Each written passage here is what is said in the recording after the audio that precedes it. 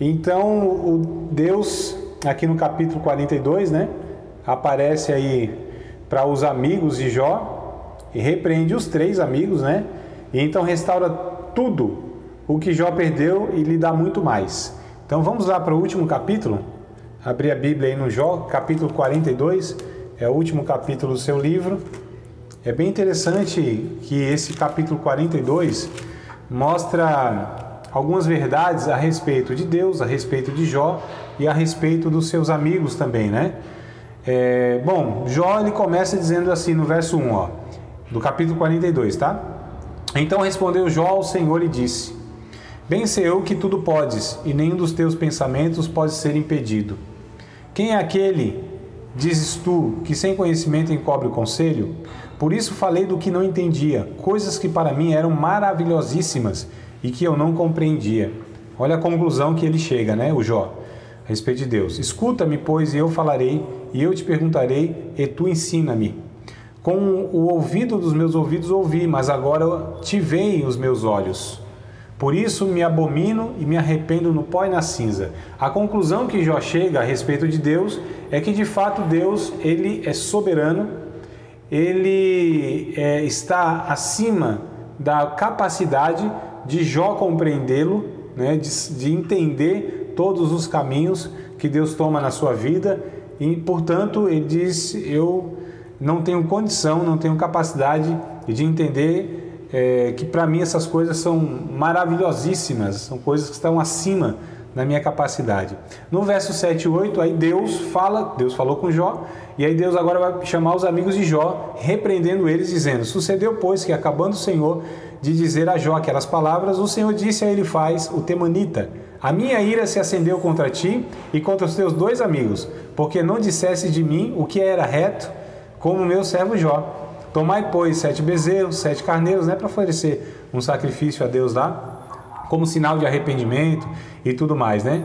E diz assim: Ide ao meu servo Jó e oferecei holocausto por vós, e o meu servo orará por vós, porque deveras, né, de verdade, ele aceitará, para que eu vos não trate conforme a vossa loucura, porque vós não falaste de mim o que era reto, como meu servo Jó. Olha que coisa interessante. Então foram Elifaz o temanita, Bildad o suíta, Zofar, Namatite, e fizeram como o Senhor lhe disse, ou lhe disseram, e o Senhor aceitou a face de Jó. Então Jó acaba o livro ainda intercedendo pelos seus amigos que só prejudicaram ele. Olha que coisa interessante, o caráter deste homem, né, que sofreu tanto pelos seus amigos afligidos, mas mesmo assim, no final da história aqui, Jó ainda ora, intercede por eles. É bem interessante. O verso de número 10, né, diz que Deus muda, né, Deus vira, Deus reverte esse cativeiro, essa situação que Jó passava, né, viveu, tal. E aí, quando Jó orava pelos seus amigos, é o que Deus faz isso. E ainda o Senhor acrescentou a Jó outro tanto em dobro, tudo que antes ele possuía, né? E filhos devolveu, a esposa volta, né, para ele, os bens, a saúde, enfim. Aqui ainda ele vive, me parece que 140 anos, né? Depois disso aqui ele vive uns 140 anos, é o que a Bíblia vai dizer.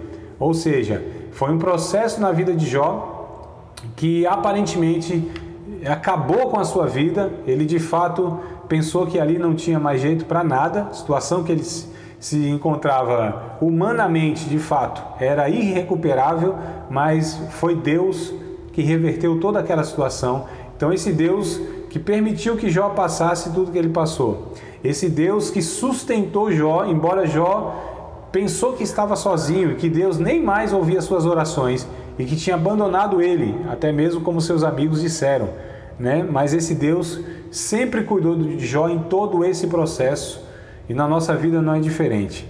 Então, só para a conclusão do livro aqui, ó, o livro de Jó não nos diz por que Deus permite que as pessoas boas sofram. O livro faz-nos lembrar de que as pessoas de fé respondem ao sofrimento de maneira diferente das sem fé, como eu disse no começo, né? Algumas, como os 3 amigos, sentem-se obrigadas a perguntar por quê. Ou seja, por que do sofrimento? Por que de tudo isso? Outras, como Jó, aprendem simplesmente a confiar em Deus, venha o que vier. A gente percebe no livro de Jó, né, algumas falas de Jó, como por exemplo aquela do capítulo 19, verso 25, se não me falha a memória, ele vai dizer: eu sei que o meu Redentor vive e que por fim ele se levantará sobre a terra. Então veja que Jó, ele de fato confia em Deus, apesar de todos os questionamentos, né? Jó ainda fala assim: ainda que ele me mate, nele eu esperarei. Então a gente vai percebendo as falas de Jó ao longo do capítulo, né? Desde o capítulo 1 lá, capítulo 1, capítulo 2, onde Jó, ele fala, né? O Senhor deu, o Senhor tomou, bendito seja o nome do Senhor, receberemos do Senhor o bem e não o mal, né? E com tudo isso, Jó não blasfema diante de Deus, mas louva a Deus, adora a Deus e tudo mais. Depois que ele vai, ali eu estou falando no começo, logo na tragédia, aí depois ele vai ali questionando Deus, mas nunca blasfemando de Deus, como o diabo acusou, né? Que ele faria. Não como o diabo disse que ele vai blasfemar na tua face e tirar tudo. Ele não blasfemou coisa nenhuma. Ele sabia quem era Deus. Mas na sua limitação humana, ele não soube, né, lidar. Quem é que sabe lidar com tamanho sofrimento, irmãos?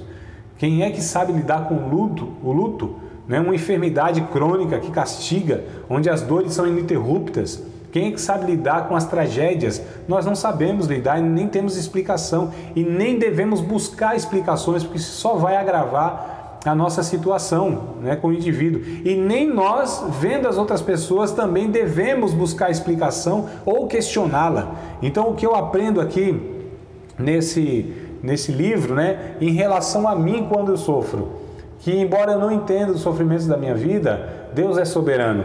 Eu tenho que confiar no cuidado dele para a minha vida. E aprendo também que no sofrimento alheio das outras pessoas, eu jamais devo questioná-las. Jamais eu posso acusá-las, né, que elas merecem aquilo. Merecer, a gente sabe que todo mundo merece a morte, o inferno e tudo mais. Mas não é isso que eu estou falando. Eu estou dizendo que a gente não deve agravar o sofrimento de ninguém. Deus não nos chamou para fazer isso.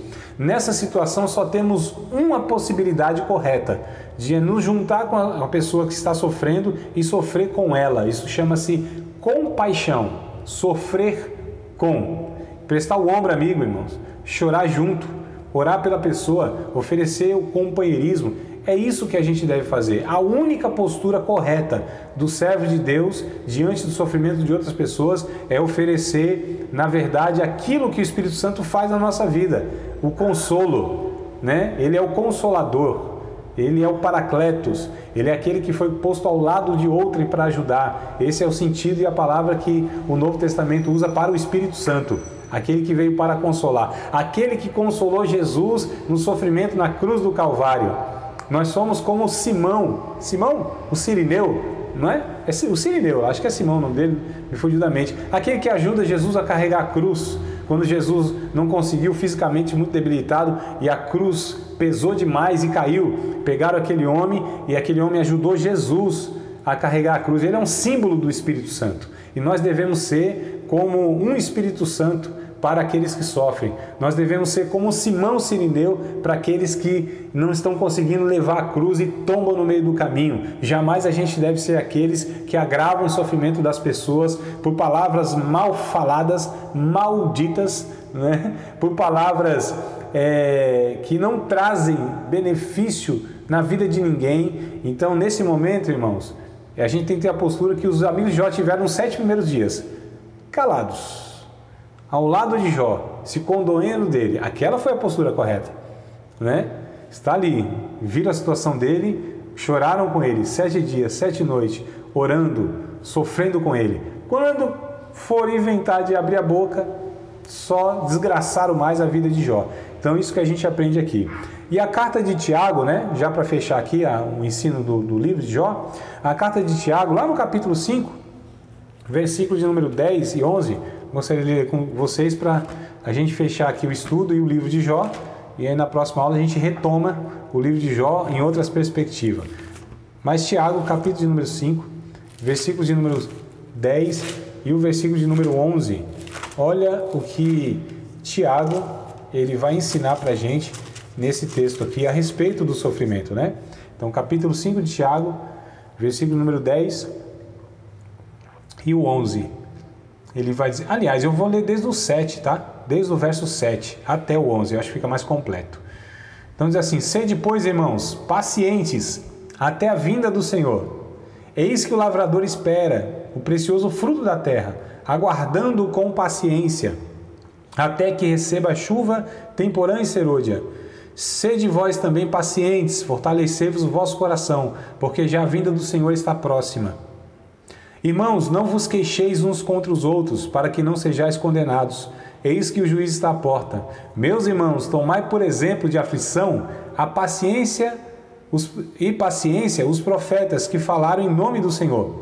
Eis que temos por bem-aventurados os que sofreram. Ouvistes qual foi a paciência de Jó? Tem aqui a palavra paciência como perseverança, tá? E vistes o fim que o Senhor lhe deu? Porque o Senhor é muito misericordioso e piedoso. Então é isso que a gente entende aqui, a nossa postura diante do sofrimento, né? Como Jó, na perseverança, pedindo a Deus misericórdia. E esse Deus que é misericordioso e piedoso, Ele cuidará de nós, mesmo que a gente não enxergue isso nitidamente, mesmo que a gente não veja, né? No nosso entendimento, que Deus está nos guardando, nos sustentando, apesar dos nossos pecados, limitações e fragilidades. Tá bom, amados? Você acabou de participar de mais uma aula de um dos nossos cursos do Seminário de Teologia, Vida Cristã, Palavra da Vida. Espero que tenha te abençoado, não só alargado o seu conhecimento teológico, mas que tenha também atingido o teu coração para que você possa a cada dia mais reproduzir a vida de Deus nas suas relações cotidianas. Se você ainda não é aluno oficial de um dos nossos cursos, se inscreva aqui no contato que vai aparecer do WhatsApp. Também nos siga nas redes sociais, se inscreva no nosso canal, compartilhe à vontade e Deus te abençoe.